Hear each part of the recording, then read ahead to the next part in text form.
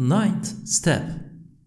And through the mystery of a Qur'an of dignity inscribed with particles of ether on an atom or minutest particle, not being of less eloquence or wondrous art than a Qur'an of grandeur, written with the ink of the stars and suns on the page of the heavens.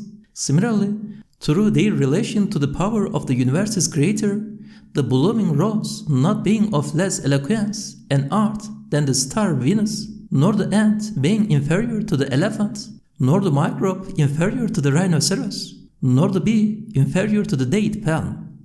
Moreover, the extreme ease and speed in the creation of things causes the people of misguidance to confuse formation with self-formation, which necessitates innumerable impossibilities and is a delusion, while it proves to the people of guidance that in relation to the power of the universe's creator, particles and the stars are equal. May his glory be exalted, for there is no God but he. God is most great. I wanted to explain the meaning of this last step at length, but, regrettably, I have been prevented by my extreme distress arising from arbitrary oppression and harassment, and my weakness and serious sicknesses resulting from poisoning. I have therefore been compelled to suffice with a brief indication. That is, if a Qur'an of mighty stature was written on a particle which is supposed to be indivisible, and called in the science of theology and in philosophy Jawhar al-Fard, in particles of ether, which is matter even finer, and if another mighty Qur'an was written in stars and suns on the pages of the heavens, then the two were compared. The microscopic Qur'an written in particles would not be inferior in respect of marvelous and miraculous art than the vast Qur'an gilding the face of the heavens. Indeed, in some ways it would be superior.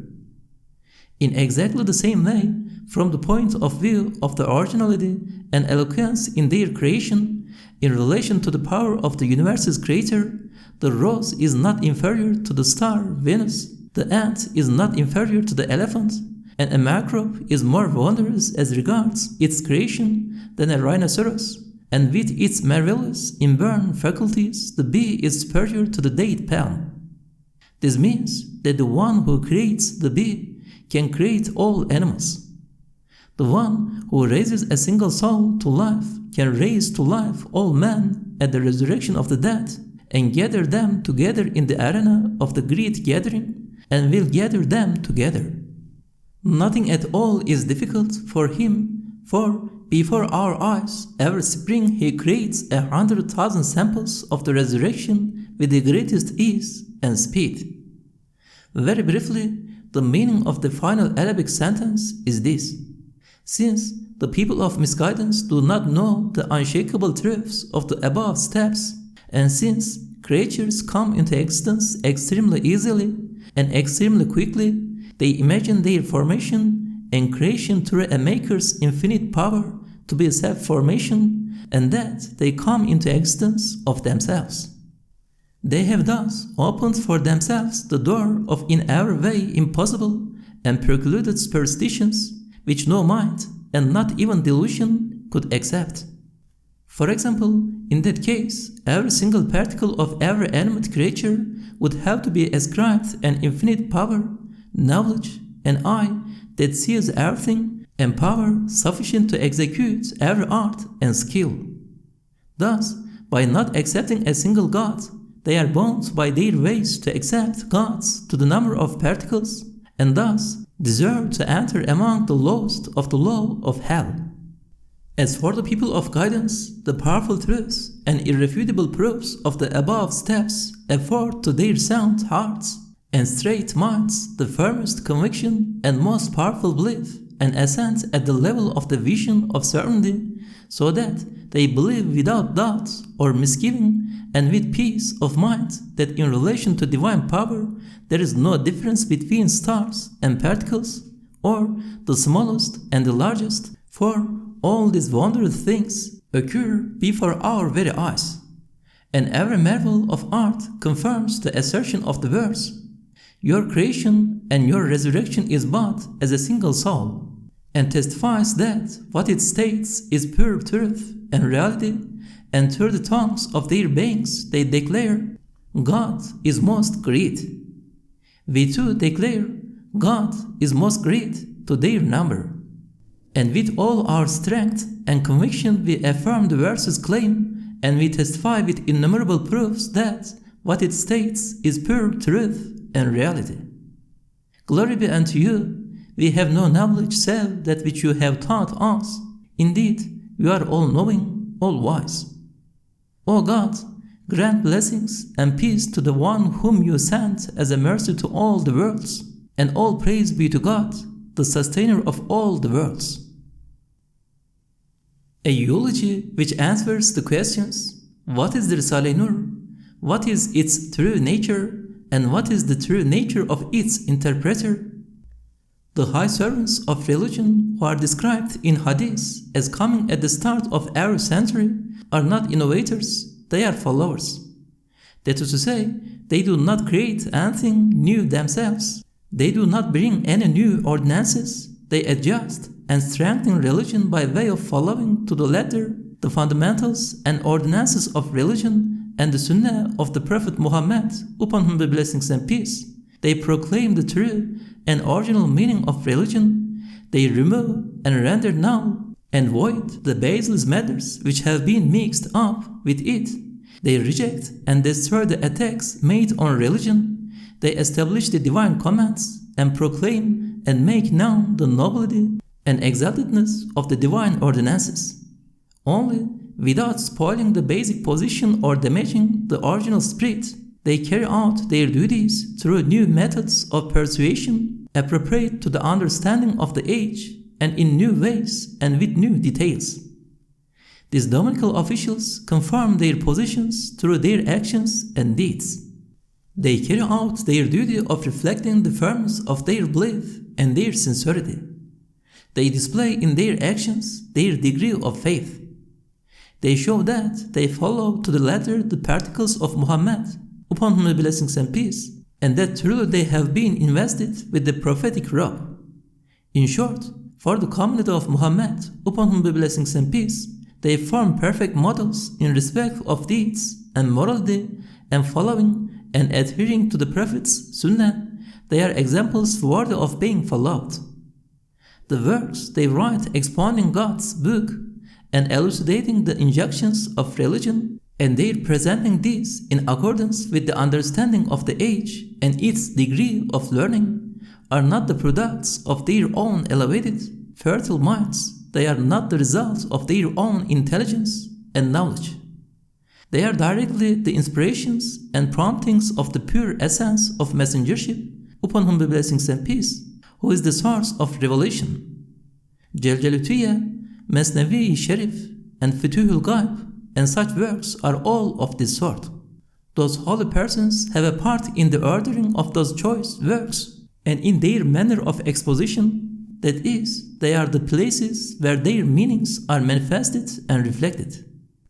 To come to the Risale-i Nur and its interpreter, since in this lofty work are an elevated effulgence and endless perfection never before encountered in any similar work, and since it is observed that, in a way hitherto unseen in any work, it is the heir to the effulgences of the Qur'an, which is a divine lamp and the sun of guidance and moon of happiness, its effect as clear as the sun that its basis is the pure light of the Qur'an, and that it bears the effulgence of the lights of Muhammad, upon whom be blessings and peace, to a greater extent than the works of the saints, and that the share in it and concern with it and sacred disposal over it of the pure essence of messengership, upon whom be blessings and peace, are greater than in the works of the saints, and the attainments and perfections of the one who is its interpreter and place of manifestation is elevated and matchless to the same degree. Yes, while still in his childhood and never having studied in the space of 3 months study in order to be saved from externals, the Risale-i Nur's interpreter was made heir to the early and later sciences, mystic knowledge, the realities of things, the mysteries of the universe, and divine wisdom, which had been bestowed on no one previously. with his learning and moral fortitude, consisting of his being embodied chastity and his extraordinary courage and complete self-sufficiency, he was a miracle of creation and embodiment of divine favor. His abilities were God-given. As a matchless scholar, an extraordinary prodigy, challenging the whole world of learning before reaching the age of puberty, he silenced all the scholars with whom he debated, answered absolutely correctly and without hesitation just about all the questions posed to him, bore the mantle of master from the age of 14, and continuously irradiated the effulgence of knowledge and light of wisdom. With the subtlety and profundity of his exposition, the conciseness and loftiness of his explanations, and his insight, perspicacity, and light of wisdom, he astonished the scholars and learned, deservedly earning the illustrious title of Bediüzzaman, Wonder of the Age. As someone who with his elevated qualities and scholarly virtues propagated and proved most perfectly the religion of Muhammad, upon whom be blessings and peace, he surely received the highest favors of the Lord of the Prophets, upon whom be blessings and peace, and was under his lofty protection and auspices. Doubtless, he was one of noble virtue who advanced at the degree of the most holy Prophet, upon whom be blessings and peace, and acted under his command, and was the heir to his truths, and reflected his lights. As indicated by his making the lights and knowledge of Muhammad, upon whom be blessings and peace, and radiance of the divine candle, Qur'an, shine most brilliantly, and the mathematical significances of the Qur'an and Hadith being fulfilled in him, and the mathematical expositions of verses expressing the prophetic utterances concentrating on himself, there is no doubt that he was a burnished mirror to the divine messengership in serving the cause of belief, and the final luminous fruit of the tree of messengership, and the final mouth of reality in respect of the legacy of the tongue of messengership, and a final happy bearer of the divine candle in respect of serving belief.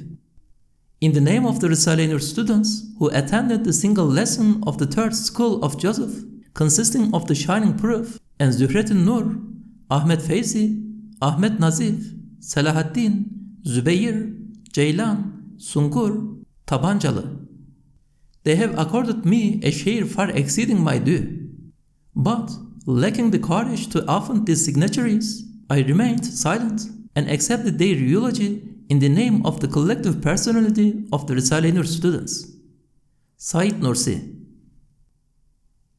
In his name be he glorified, and there is nothing but it glorifies him with praise. Peace be upon you, and God's mercy and blessings forever and ever. Our most beloved, blessed, highly valued, kindly Master, our revered Master, who has completely abandoned his own will and left all matters to dominical will, who sees the mercy and wisdom of divine determining in every apparent calamity and hardship, and with perfect trust and submission awaits in perfect patience the results of that dominical manifestation. In this terrible century, when in some places the things on which the believers rely have begun to crumble, and with publications opposing the pillars of belief, the deniers of God flaunt themselves openly and arrogantly, and to act in opposition to the Qur'an's commands, and not believe in spiritual forces, and to ascribe the right of creation to unconscious, blind, deaf nature, are considered marks of civilization and of being cultured and intellectual. At such a time, our gracious Master wrote the Risale-i Nur, a miracle of the Qur'an, and offering its soothing cures to agitated, wretched hearts needy for the water of life of belief, gave them the good news of eternal happiness. On its highway of reality, which proves its teachings with decisive, categorical arguments and proofs, and through the mystery of our illustrious leader, upon whom be blessings and peace, to whom refers, the cause is like the doer, the equivalent of all the good deeds performed by hundreds of thousands of Risale-i Nur students who have saved their belief through the Risale-i Nur has passed to the register of his good deeds. Just as in Denizli prison, Almighty God bestowed the fruits of belief whose remedies were sufficiently efficacious to reduce to nothing the distress of the incarceration, and that rose's sweet scent eliminated all the pains of its terms, dispelling all our temporary distress. So too, here in Afyon prison, the physical discomforts of one day of which are equal to a month's discomforts in Denizli prison, the most magnificent and compassionate one of beauty has bestowed at the hands of you, our beloved Master, sublime proofs affirming divine unity and praise, and the messengership of Muhammad, upon whom be blessings and peace, which are cures and antidotes.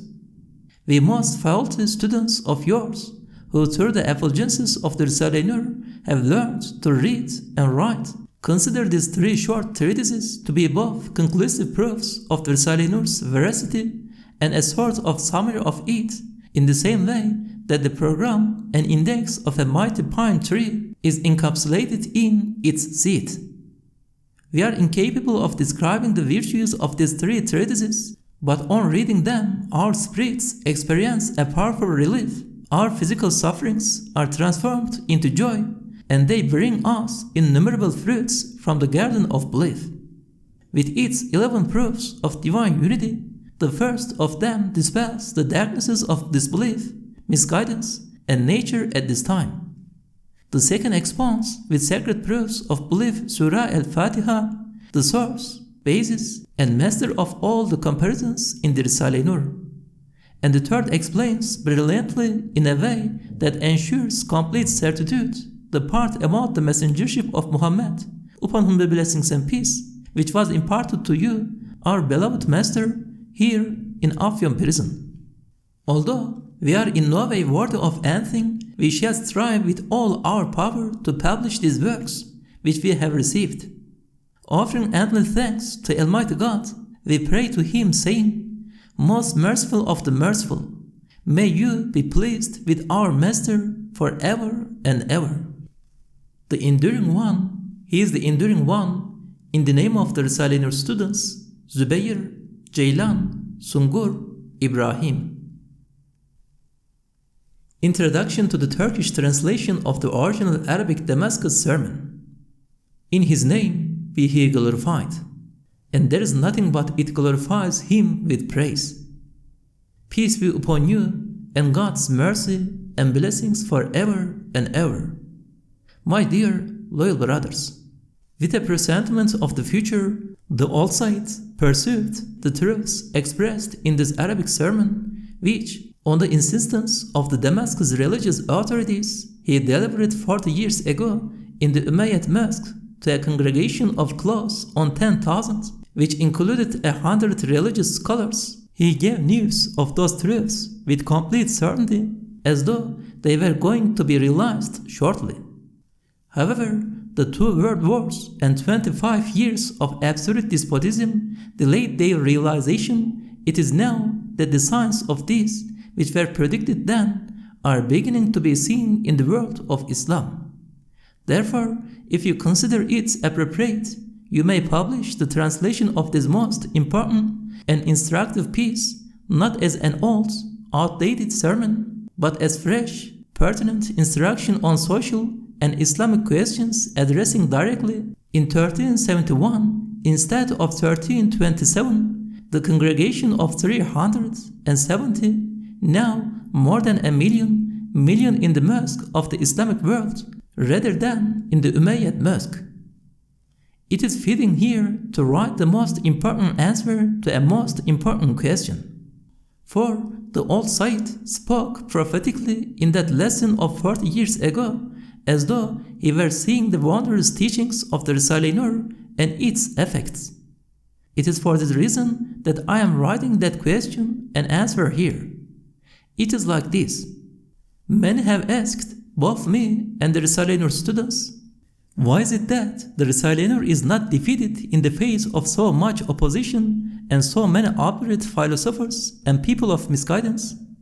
By preventing to an extent the dissemination of numerous valuable, true books on belief and Islam, and by means of their worldly pleasures and vices, they have deprived many youths and others of the truth of belief. But their most violent attacks Vicious treatment, lies, and propaganda have been directed at the Risale-i Nur to destroy it and to scare people away from it and make them give it up. Despite this, the Risale-i Nur has spread in a way never seen in any other work, 600,000 copies of its treatises being written out by hand with unflagging zeal and published secretly. How is it that it causes itself to be read with such enthusiasm both within the country and abroad? What is the reason for it? In reply to the many questions of this sort, we say, being a true commentary on the all-wise Qur'an, through the mystery of its miraculousness, the Risale-i Nur demonstrates that in misguidance is a sort of hell in this world, while in belief is a sort of paradise. It points out the grievous pains in sins, bad deeds, and forbidden pleasures, and proves that in good deeds and virtues and the truths of the Sharia are to be found pleasures like the pleasures of paradise. In this way, it saves the sensible among those who have fallen into vice and misguidance. For at this time, there are two awesome conditions. The first, since man's emotions, which are blind to the consequences of things and prefer an ounce of present pleasure to tons of future joys, have come to prevail over minds and reason, the only way to save the dissipated from their vice is to show them the pain present in their pleasure and to defeat their emotions. Although they are aware of the diamond-like bounties and pleasures of the hereafter as the worst, they deem lovable the life of this world. Indicates, while being believers, the people of misguidance choose worldly pleasures, which are like pieces of glass soon to be shattered.